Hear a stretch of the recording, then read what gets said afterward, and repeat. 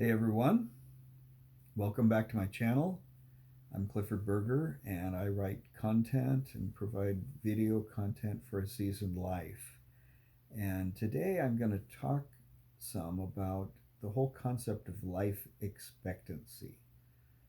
But before I do that, I want to make another little point. Someone had reminded me that I should be asking viewers to smash that like button if you're watching this video. So I don't know if you like it or not. If you do and you watch through the whole thing, I guess press the like button. That would be nice. That would evidently tell YouTube that you like my video and it might show it to more people. So I guess I can use all the help I can get. So back to the topic of life expectancy. You hear that, and I'd like us to think about it a little differently today. Depending on the source, the average life expectancy in the United States is around 79 years, a little less for men, maybe a little more for women. May have come down a little bit during the COVID pandemic era, unfortunately. And it also differs a little depending on what part of the country you're in, what state you're in. Some states are 4 or 5 years less than that, where male life expectancy is more like 74, 75 years. But others are a little bit more. So that's the average. But let's go with 79 years, let's say, roughly.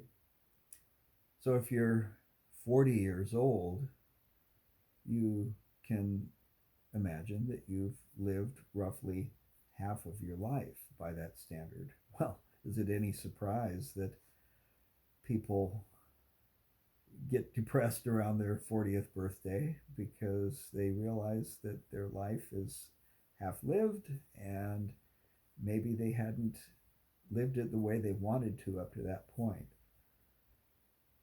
And so they could look at the second half as a season of opportunity. But the fact is, there are people who live longer than that. If you're 50 or 60, though, you've lived more than half of your life. I'm 64, and so by the standards of average life expectancy, I have lived 3/4 of my life. That's a little sobering. By the time you get to my age, you start to think about that differently. And yet, I'm not done. Um, I have more years, I hope. And even by the average standards, many people do live longer than 79 years. In fact, these days, if somebody passes away at the age of 79 or so, we usually ask what was wrong. And we expect that something happened that they passed from this earth at that age rather than living longer, because many people do live into their 80s and 90s, and even beyond that, over 100, there are some people that do, increasing numbers of people that do. But for most people, we don't, at least yet, make it over 100. Maybe we'll reach a point where that becomes common.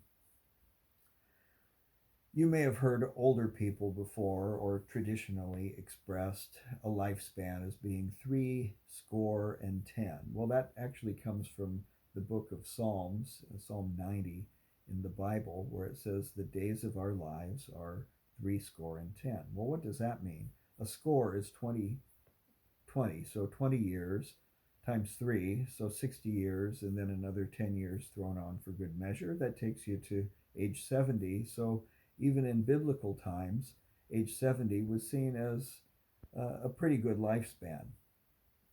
So in any case, just because average life expectancy is 79, you know that we're not guaranteed that amount of time. It's just an average. And in this case, when they put it that way, expectancy kind of refers to where we see our end point, our expiration. It's more like death expectancy, isn't it, than life expectancy. So, what if we were to think of our lives differently than that and not think in terms of our expiration date, but what happens between now and whenever that is? That is our life expectancy. Not how many years we may live, but how we live the years that we have that are left on this earth. You see, when a woman is pregnant, we say euphemistically that she's expecting, right? She's expecting to deliver a child, a baby, when the time is right. She's looking forward to holding the child in her arms and to the new life that's nurtured within her. So it's, in many ways, expecting is looking forward to beginnings, not to endings. So I have to ask, what are you expecting out of life? Are you anticipating and looking forward to new things, to beginnings, not just endings? Or is it more like Groundhog Day, where you just kind of go through the same cycle of things over and over until you reach the end, the expiration? If you think about synonyms of uh, expect or expectancy, it includes words like these: alert and anticipation, eager, hopeful, prepared, ready, vigilant. These are the words that, if you look up in a thesaurus, that are synonyms that come up with expect. So, why do we use the word expect and expectancy simply to refer to the date of our demise? For some people, hope for the future lies with looking forward to when they can finally retire and be able to do what they want. But we're not guaranteed reaching that point even. So, what about between now and then? The fact is, today, right now, is the only time we have. We can't live in the future, it's not here yet. We can't recreate the past. The past is past. We only have what is right now and live in the now. So, what if life expectancy is not so much looking forward to the day that we will die, but rather focusing on the life that we expect, the life we expect to live right now? Every day we're getting older. We can't get any younger. We can't make ourselves be younger. We can act younger, dress younger, whatever, but we will never actually be younger. And we can't make ourselves get older. Likewise, we can act older, dress older, whatever. But we shouldn't really try to do that. Don't bring that on before it's time. But we can live our best version of life right here and now. We can be the best version of ourselves in our inner and outer lives. So, once again, what are you expecting out of life?